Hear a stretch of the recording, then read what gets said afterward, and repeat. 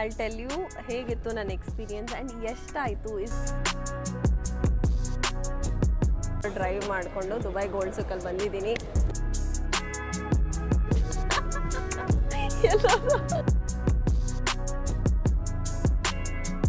ದುಬೈಯಲ್ಲೆಲ್ಲ gold ಪ್ಯೂರಿಟಿಗೆ ಅಷ್ಟೇ famous.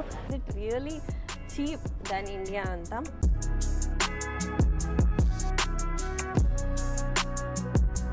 So this is the reality of buying gold. ಎಲ್ರಿಗೂ ನಮಸ್ಕಾರ, welcome back to my YouTube channel. ನಾನಿವತ್ತು ತುಂಬ ಓಡ್ತಾ ಇದ್ದೀನಿ, ಯಾಕಂದರೆ ಎದ್ದಿದ್ದು ಲೇಟು ಫಸ್ಟ್ ಆಫ್ ಆಲು. ಆಮೇಲೆ ಹೊರಗಡೆ ಹೋಗಬೇಕು ಅಂತ ಪ್ಲ್ಯಾನ್ ಮಾಡಿದ್ದೀನಿ, ಅದಕ್ಕೋಸ್ಕರ. ಆ್ಯಂಡ್ ನೀವು ಆಲ್ರೆಡಿ ನನ್ನ ಟೈಟಲ್ ನೋಡಿದ್ರೆ ಎಲ್ಲಿ ಹೋಗ್ತಾಯಿದ್ದೀವಿ ಇವತ್ತು ನಾವು ಅಂತ. ನಾನಿವತ್ತು ಅಬುದಾಬಿಯಿಂದ ದುಬೈಗೆ ಹೋಗ್ತಿದ್ದೀನಿ. ಏನಕ್ಕೆ ಅಂದರೆ ಗೋಲ್ಡ್ ಪರ್ಚೇಸ್ ಮಾಡೋಕ್ಕೆ ಅಂತ. ಫಸ್ಟ್ ಕ್ಯಾಬ್ ಹತ್ಬಿಡ್ತೀನಿ, ಆಮೇಲೆ ಮಾತಾಡ್ತೀನಿ ಒಂದು ನಿಮಿಷ. ಇವತ್ತು ನಾವು ನಮ್ಮದು ರೀಸೆಂಟಾಗಿ ಬೋನಸ್ ಕೊಟ್ಟಿದ್ದರು, ಅದಕ್ಕೋಸ್ಕರ ಇಡೀ ಬೋನಸ್ ದುಡ್ಡು ನಾನೇನು ಮಾಡೋದು ಬೇಡ ಅಂತ ಅಂದ್ಕೊಂಡು ಏನಾದರೂ ಮಾಡಿಸ್ಕೊಳ್ಳೋಣ ಆಭರಣ. ಇಷ್ಟು ವರ್ಷ ಆಯಿತು, 1.5 ವರ್ಷ ಆಯಿತು ಬಂದು, ಇದುವರೆಗೂ ನಾನು ಏನೂ ತೊಗೊಂಡೇ ಇಲ್ಲ ಇಲ್ಲಿ. ಅದಕ್ಕೋಸ್ಕರ ತೊಗೊಳಕ್ಕೆ ಅಂತ ಹೋಗ್ತಾಯಿದ್ದೀನಿ. ನೋಡೋಣ ಹೇಗಿರುತ್ತೆ ಅಂತ. ಐ ಮೀನ್ ಅಬುದಾಬಿಲೂ ಇದೆ, ಬಟ್ ಅಬುದಾಬಿಲಿ ಅಷ್ಟು ಡಿಸೈನ್ಸ್ ಆಗಲಿ ಅಥವಾ ಅಷ್ಟು ಕಲೆಕ್ಷನ್ಸ್ ಆಗಲಿ ನಾನು ಎಲ್ಲೂ ನೋಡಿಲ್ಲ. ನಾನು ಹೋಗಿದ್ದೆ ಒಂದು ಸಲ ತೊಗೋಬೇಕಂತ, ಅಲ್ಲಿ ಏನೂ ಇರಲಿಲ್ಲ. ಅದಕ್ಕೋಸ್ಕರ ಎಷ್ಟೊಂದು ಜನದ ರೆಕಮೆಂಡೇಷನ್ಸ್ ಮೇಲೆ ನಾನು ಇವತ್ತು ದುಬೈ ಕಡೆ ಹೋಗ್ತಾಯಿದ್ದೀನಿ. ನೋಡೋಣ ಹೇಗಿರುತ್ತೆ ಅಂತ ನಿಮಗೂ ತೋರಿಸ್ತೀನಿ. ಎಲ್ಲರೂ ಹೇಳ್ತಾರೆ ದುಬೈಯಲ್ಲಿ ಫೇಮಸ್ಸು, ಗೋಲ್ಡೆಲ್ಲ ಚೀಪು ಕೂಡ ಅಂತ.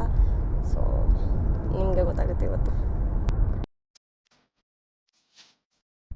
ನಾವು ಬಸ್ಸಲ್ಲಿ ಕೂತಿದ್ವಿ, ಟೈಮ್ ಪಾಸ್ ಅಂದರೆ ಮಕ್ಕಳು. ಸೊ ನಮ್ಗೆ 1 ಅವರ್ ಹೇಗೆ ಹೋಗುತ್ತೆ ಅಂತಲೇ ಗೊತ್ತಾಗಲ್ಲ. ಹಲೋ ನೋಡಿ ಕ್ಯೂಟಿ ಎಷ್ಟು ಚೆನ್ನಾಗಿದ್ದಾಳೆ. 1 ಅವರ್ ನಾವು ಇವ್ರ ಜೊತೆ ಟೈಮ್ ಪಾಸ್ ಮಾಡ್ತಾ ಇದೀವಿ. ನಮ್ಗೆ ದುಬೈ ಬಂದಿದೆ ಗೊತ್ತಾಗ್ತಾ ಇಲ್ಲ.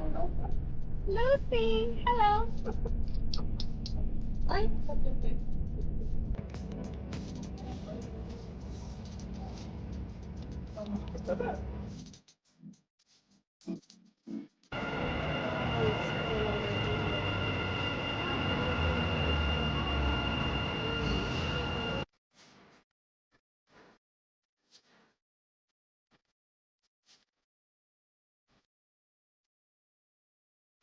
Is Burj Khalifa, Dubai Mall. Welcome to Dubai gold souk. ನಾನು ಅಬುದಾಬಿಯಿಂದ ಫೈನಲಿ 2 ಅವರ್ ಡ್ರೈವ್ ಮಾಡಿಕೊಂಡು ದುಬೈ ಗೋಲ್ಡ್ ಸೂಕಲ್ಲಿ ಬಂದಿದ್ದೀನಿ. ನೋಡೋಣ ಏನು ಸಿಗುತ್ತೆ, ಎಲ್ಲೆಲ್ಲಿ ಏನಿರುತ್ತೆ ಅಂತ. ನಾನು ಆಲ್ರೆಡಿ 2-3 ಸ್ಟೋರ್ಗೆ ಹೋಗಿ ಬಂದೆ, ನಂಗೆ ಬೇಕಾಗಿ ಅದೇನೂ ಸಿಗ್ತಾಯಿಲ್ಲ. ನಾನು ಬಂದಿರೋದು ಇಲ್ಲಿ ಮೇನ್ಲಿ ನೆಕ್ಲೆಸ್ ನೋಡೋಕ್ಕೆ ಅಂತ. 15 to 20 ಗ್ರಾಮ್ಸ್, ಯಾಕಂದರೆ ರೀಸೆಂಟಾಗಿ ಬೋನಸ್ ಆಗಿದೆ. ಬೋನಸ್ ದುಡ್ಡಲ್ಲಿ ಏನಾದರೂ ಮೆಮೊರಬಲ್ ಆಗಿ ತೊಗೊಳ್ಳೋಣ ಅಂತ ನಾನು ಇಲ್ಲಿ ಬಂದಿದ್ದೀನಿ. ನೋಡೋಣ ಇವತ್ತು ನನ್ನ ಜರ್ನಿಲಿ ನಂಗೆ ಗೋಲ್ಡ್ ಸಿಗುತ್ತಾ ಇಲ್ವಾ, ನಂಗೆ ಬೇಕಾಗಿರೋ ಡಿಸೈನ್ ಸಿಗುತ್ತಾ, ನಮ್ಗೆ ಇಂಡಿಯನ್ಸಿಗೆ ಸೆಲೆಕ್ಟ್ ಮಾಡೋ ಡಿಸೈನ್ಸು, ಮತ್ತು ಮೇಕಿಂಗ್ ಚಾರ್ಜಸ್ ಎಷ್ಟಾಗುತ್ತೆ, ಗೋಲ್ಡ್ ರೇಟ್ ಎಷ್ಟಿದೆ ಅಂತ ಎಲ್ಲ ನಿಮ್ಗೆ ಅಪ್ಡೇಟ್ ಮಾಡ್ತೀನಿ. Let's go.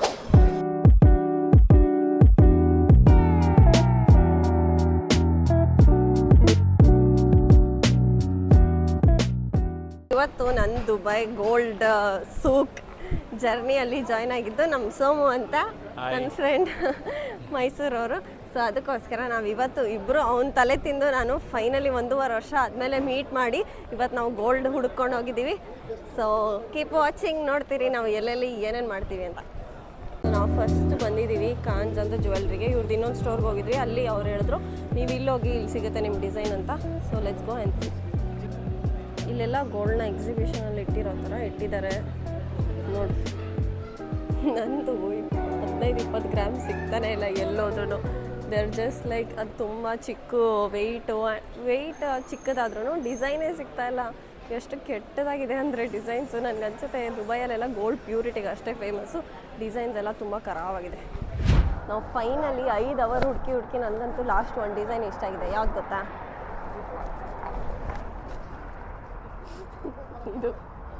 ಇದನ್ನ ಹಾಕ್ಕೊಂಡು ನಾನು ಸೀರೆ ಗೀರೆ ಏನು ಹಾಕೊಳ್ಳಂಗೆ ಇಲ್ಲ. ಅದನ್ನ ಹಾಕ್ಕೊಂಡು ಅದ್ರ ತೂಕಕ್ಕೆ ನಾನೇ ಬಿದ್ದೋಗ್ಬಿಡ್ತೀನಿ ಅಂತ design. A few moments later. ಎಷ್ಟೊಂದು ಟ್ರೈ ಮಾಡಿದ್ಮೇಲೆ ಇದೊಂದು ಇಷ್ಟ ಆಯಿತು ನನಗೆ.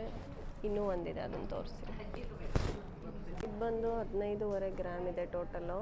ಆಲ್ಮೋಸ್ಟ್ ಎಷ್ಟು 1.25 ಲಕ್ಷ ಆಗುತ್ತೆ.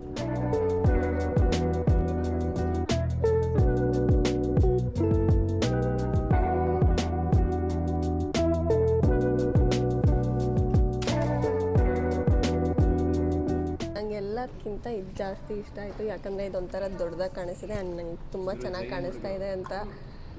ಏನಂತೀಯಾ? ಚೆನ್ನಾಗಿ ಕಾಣಿಸ್ತಿದ್ಯಾ?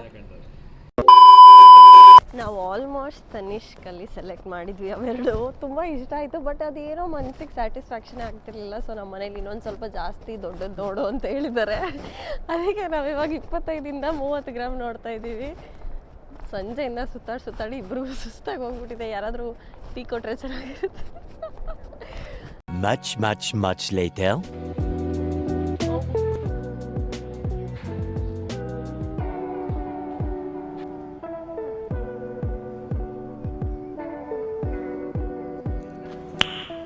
Nice.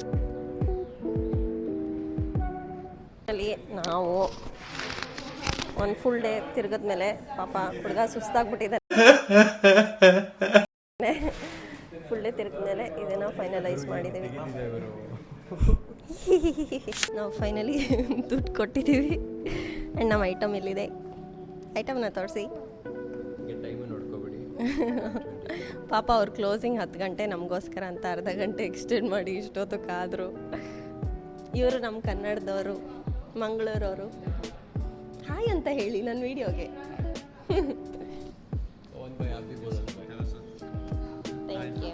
ಸೊ ಫೈನಲಿ ನಾವು ಇದು ಪರ್ಚೇಸ್ ಮಾಡಿದ್ದೀವಿ. Thank you so much.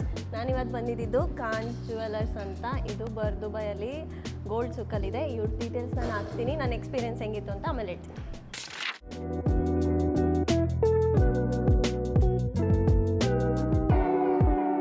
So ನಾವು ಹಿಂಗೆ ಗೋಲ್ಡ್ ತೊಗೊಂಡು ವಾಪಸ್ ಬರ್ಬೇಕಾರೆ ಈ ಸ್ಟೋರ್ ಕಾಣಿಸ್ತು. ಎಷ್ಟು ಪ್ರಿಟಿಯಾಗಿ ಮಾಡಿದ್ದಾರೆ ಈ ಸ್ಟೋರ್ಸ್ನ. ಆ್ಯಂಡ್ ಇಲ್ಲಿ ಎಷ್ಟೊಂದು ಐಟಮ್ ಇದ್ದಾರೆ. Of course it's all expensive for sure. ಇದನ್ನು ನಾನು ಎಲ್ಲಿ ನೋಡಿದ್ದೀನಿ ಅಂದರೆ ಟರ್ಕಿಲಿ ಈ ಥರ ಶ್ಯಾಂಡ್ಲರ್ ಎಲ್ಲ ಟರ್ಕಿಲಿ ಸಖತ್ ಫೇಮಸ್ಸು. ಸೊ ನಾನೊಂದು ಈ ಥರ ಏನೋ ತಂದಿದ್ದೀನಿ, but it's very expensive. So ಅದಕ್ಕೋಸ್ಕರ ನಾನು ಈ ಥರ ಒಂದೇನೋ ಚಿಕ್ಕದಾಗಿ ಸ್ಟ್ಯಾಂಡ್ ತಂದಿದ್ದೀನಿ. ಬಟ್ ಇಲ್ಲಿ ಇನ್ನೂ ದೊಡ್ಡದಾಗಿದೆ.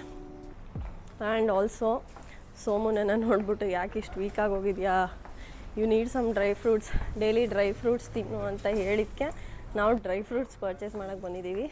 ಹೂ ಸ್ಟಾಪ್ಡ್ ಯು? ನಿಮ್ಮನ್ನು ತಡೆದಿರುವವರು ಯಾರು? ಸೊ ನಾವು ವಾಲ್ನಟ್ಸು, ಬಾದಾಮಿ ಮತ್ತು ಪಿಸ್ತಾ ತೊಗೊಂಡಿದ್ದೀವಿ. ನಾನು ದಪ್ಪ ಆಗ್ತೀನಿ ಇದನ್ನು ತಿಂದರೆ. ಸ್ಟ್ರೆಂತ್ ಬರುತ್ತಾ? ನನ್ನ ಮೇಲೆ ಹಣೆ ಇಟ್ಟೇಳು, ನನ್ನ ಮೇಲೆ ಹಣೆ ಇಟ್ಟೇಳು. ನೋಡೋಣ. ಸೊ ಇವಾಗ ನಾನು ಇಷ್ಟನ್ನು ಟ್ರೈ ಮಾಡ್ತೀನಿ ಹೆಂಗಿರುತ್ತೆ ಅಂತ. ನಾವಿವಾಗ ವಾಪಸ್ ಮೆಟ್ರೋ ಸ್ಟೇಷನ್ಗೆ ಬಂದಿದ್ದೀವಿ. ಸೋಮು ಅವ್ರು ಇವಾಗ ಹೊರಡ್ತಿದ್ದಾರೆ. ಅಂಟಿಲ್ ನೆಕ್ಸ್ಟ್ ಟೈಮ್ ಇನ್ನೊಂದು ವಿಡಿಯೋದಲ್ಲಿ ಸಿಗ್ತೀನಿ. ಇನ್ನೂ ಮತ್ತೆ ದುಬೈಗೆ ಬಂದಾಗ ಸೋಮು ಇನ್ನೂ ಜಾಸ್ತಿ ಪ್ಲೇಸಸ್ ತೋರಿಸ್ತಾನೆ. ಆ್ಯಕ್ಚುಲಿ ನಾನು ದುಬೈ ಇನ್ನೂ ಎಕ್ಸ್ಪ್ಲೋರ್ ಮಾಡಿಲ್ಲ. So he is my guide. ಇನ್ನೊಂದ್ಸಲ ಸಿಗೋಣ ಸೋಮು. ಬಾಯ್ ಬಾಯ್. ಸೊ ಆಲ್ರೆಡಿ ರಾತ್ರಿ 12 ಗಂಟೆ ಆಗಿತ್ತು ಅಂತ ಸೋಮು ನನ್ನ ಡ್ರಾಪ್ ಮಾಡ್ದೆ. ನಾನು ಇವಾಗ ಆರಾಧನಾ ಅವ್ರ ಮನೆಗೆ ಬಂದಿದ್ದೀನಿ ಇಲ್ಲೂ ಉಳ್ಕೊಳ್ಳೋಕ್ಕೆ ಅಂತ. ನಮ್ಮ ಭಾವ ನನ್ನ ಪಿಕ್ ಮಾಡಿದ್ರು. ಇವಾಗ ಆರಾಧನಾ ಮನೆಗೆ ಬಂದಿದ್ದೀವಿ. ಬನ್ನಿ ಹೋಗೋಣ. ನೋಡಿ ನಾವು ಬಂದಿದ್ದೀವಿ. ನಮ್ಮ ಅಕ್ಕ ಬಂದ ತಕ್ಷಣ ನನ್ನ ಮದುವೆನ ದೇವ್ರ ಹತ್ರ ಇಟ್ಬಿಟ್ಟು ಏನು ಬೇಡ್ಕೊಂಡೆ? ನಮ್ಮ ಹುಡುಗಿಗೆ ಚೆನ್ನಾಗಿ ಮದುವೆ ಮಾಡಿಸಪ್ಪ ಅಂತ ಬೇಡ್ಕೊಂಡೆ. The next day.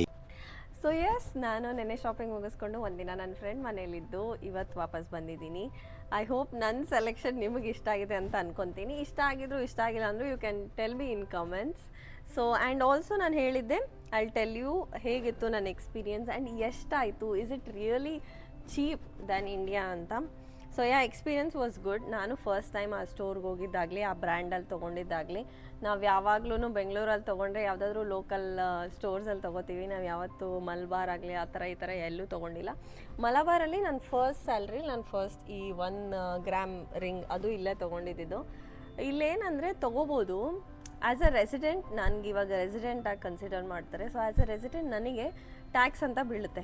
ಬಟ್ ನೀವೇನಾದರೂ ಟೂರಿಸ್ಟ್ ಆಗಿ ಬಂದರೆ ನಿಮ್ಮದು ವೀಸಾ ಮೇಲೆ ಆಗಲಿ ಅಥವಾ ಪಾಸ್ಪೋರ್ಟ್ ಮೇಲೆ ಆಗಲಿ ನಿಮ್ಗೆ ಆ ಟ್ಯಾಕ್ಸ್ ಬೀಳಲ್ಲ. ಸೊ ಅದು ಒಂದು ಬೆನಿಫಿಟ್ಟು ಇಲ್ಲಿ ದುಬೈಯಲ್ಲಿ ತೊಗೊಂಡ್ರೆ. ನಾನು ತೊಗೊಂಡಿದ್ದ ಸ್ಟೋರಲ್ಲಿ ನಾನು ಇವಾಗ ಆ್ಯಕ್ಚುಲಿ ನಿಮ್ಗೊಂದು ಪಿಕ್ಚರ್ ಹಾಕ್ತೀನಿ which is the bill. So ನಾನು ತೊಗೊಂಡಿದ್ದು ಟೋಟಲ್ 20.47 ಗ್ರಾಮ್. ಅವತ್ತು ನಾನು ತೊಗೊಂಡಾಗ ಮಾರ್ಚಲ್ಲಿ ಅವತ್ತಿನ ರೇಟು 322 ದಿರಮ್ ಇತ್ತು. 322 ದಿರಮ್ ಇತ್ತು. ಆ್ಯಂಡ್ ಮೇಕಿಂಗ್ ಚಾರ್ಜಸ್ ಅಂತ ನಂಗೆ 14% ಹಾಕಿದ್ರು. ಅದು ಒಂದಿದು. ಬಟ್ ಮೇಕಿಂಗ್ ಚಾರ್ಜಸ್ ಹಾಕಿದ್ರು. ಆ್ಯಂಡ್ ಬಟ್ ವೇಸ್ಟೇಜ್ ತೆಗ್ದಿರಲಿಲ್ಲ. ಇಂಡಿಯಾದಲ್ಲಾದರೆ ಕೆಲವು ಕಡೆ ವೇಸ್ಟೇಜ್ ಹಾಕ್ತಾರೆ, ಕೆಲವು ಕಡೆ ಮೇಕಿಂಗ್ ಚಾರ್ಜಸ್ ಹಾಕ್ತಾರೆ. ಸೊ ಇಲ್ಲಿ ದುಬೈಯಲ್ಲಿ ಮೇಕಿಂಗ್ ಚಾರ್ಜಸ್ ಹಾಕಿದ್ರು. ಆ್ಯಂಡ್ ಟೋಟಲ್ ಅಮೌಂಟ್ ನಂದು 7,890 ದಿರಮ್ ಆಗಿತ್ತು ವಿತ್ ಟ್ಯಾಕ್ಸ್ ಅದು. ಸೊ ಟೋಟಲ್ ಅಮೌಂಟ್ ಟ್ಯಾಕ್ಸ್ ಇಲ್ಲದೆ 7,514 ಆಗುತ್ತೆ.